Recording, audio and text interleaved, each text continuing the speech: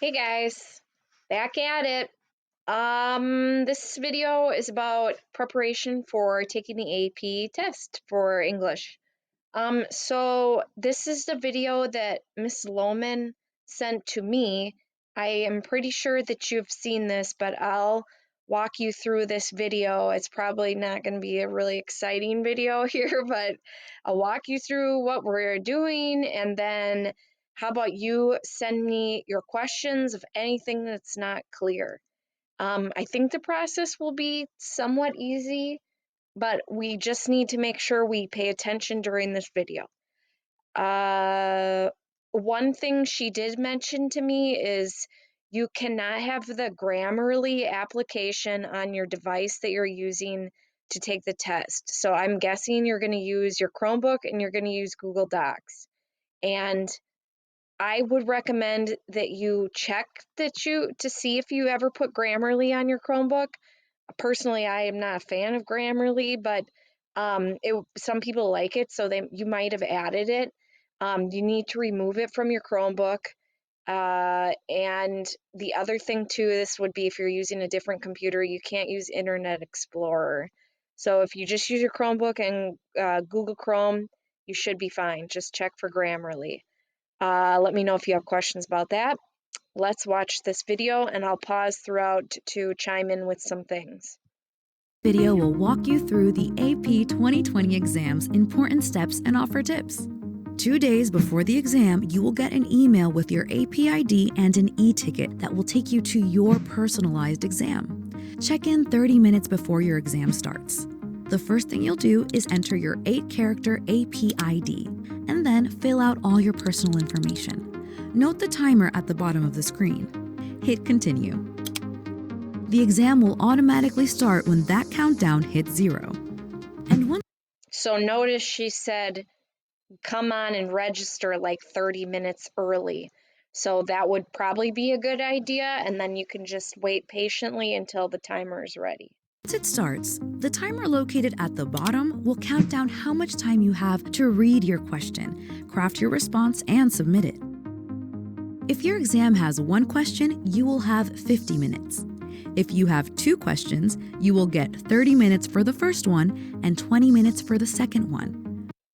So ours, as you recall, has 1 question, question number 2, which is the rhetorical analysis, which is what we've been preparing for. You wrote a rhetorical analysis essay on Florence Kelley and child labor, Abigail Adams and her strong young man of a son, and Madeleine Albright and the commencement address. Remember, the lady here on the video said you're getting 50 minutes to read the prompt, which remember that's an essay, and write your essay and submit. So we had always prepared that you would take like 7 minutes to read the speech or the essay that you're going to analyze. I would still say that's a good amount of time, but watch yourself on that timer. You'll have to keep track of that. Now, of course, like many of you have done, you can annotate on a document or by hand, whatever you want to do to identify motifs and stuff like that.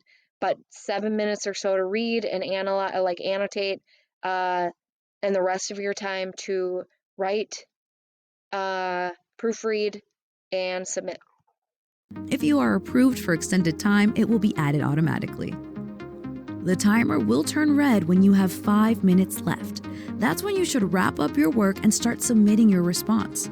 Once that timer hits 0, you will automatically be moved to the next question.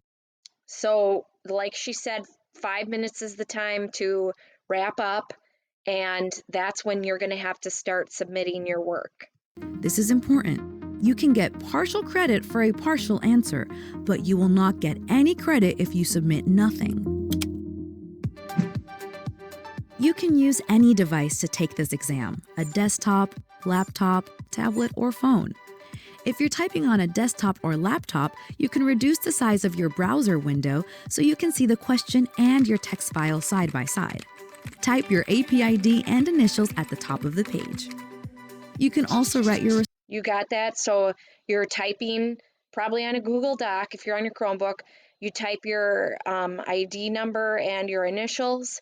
I think the two windows is a good idea to have one for the document and one for the test prompt. Responses on paper. If you're writing by hand, use a number 2 pencil or a pen with blue or black ink. Use white paper, lined or unlined, and write legibly. Print or cursive is fine. You can place your phone next to your paper so you can keep an eye on your time.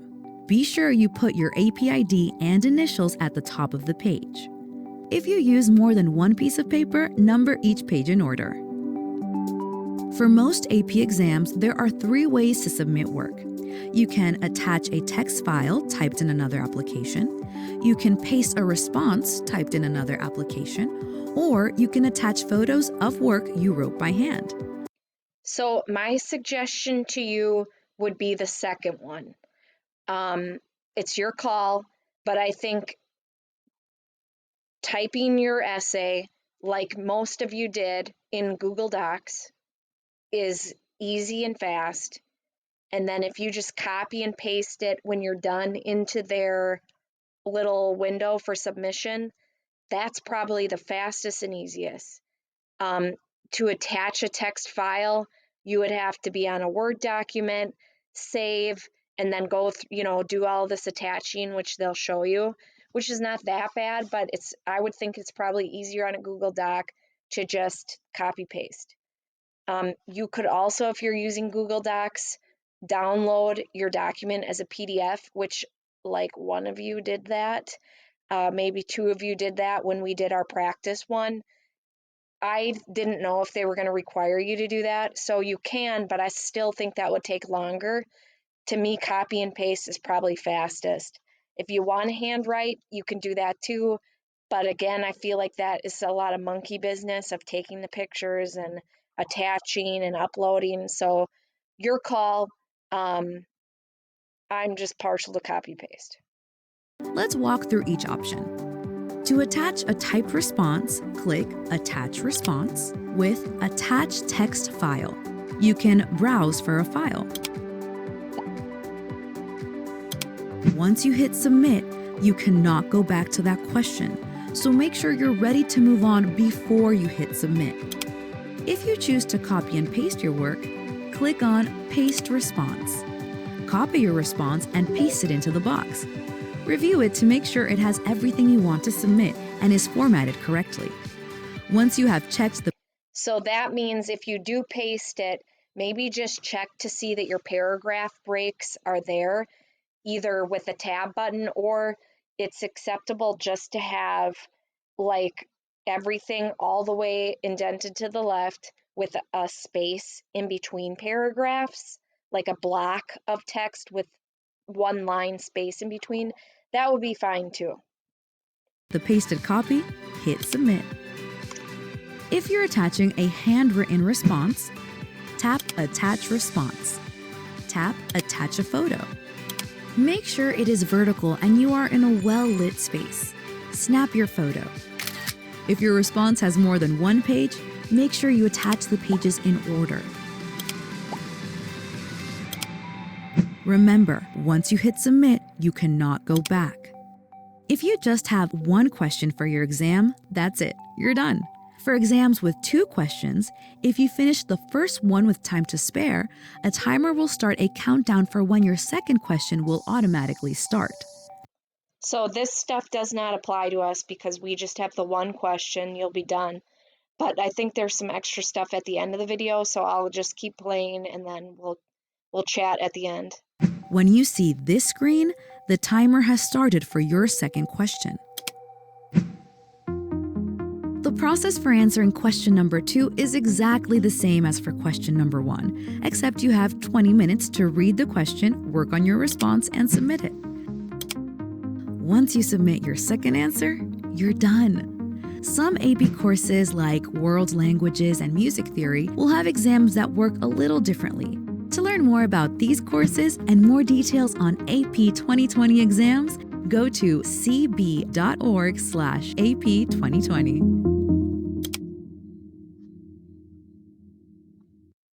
Okay, so I think the process is pretty standard. You guys are very techie capable people.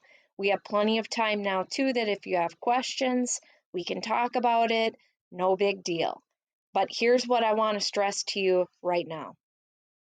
Don't be stressed. No stress here. We've done the hardest part, which is writing those dang essays. We wrote 6. I think that's pretty good. Now, 3 of them have been rhetorical analysis, so I think that we're pretty well lined up. And I left feedback on all of your essays on Madeline Albright. I feel really solid about your writing. I feel like your work with the hot or not, that was great too.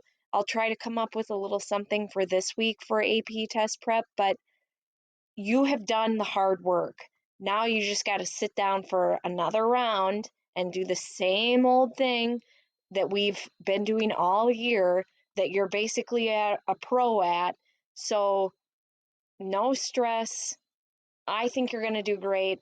And if you don't, who cares? Like, really, let's just get this thing done and celebrate once it's over. Um, I'm so proud of you guys. If there was ever a class who could do a good job of distance learning in AP English, it's you.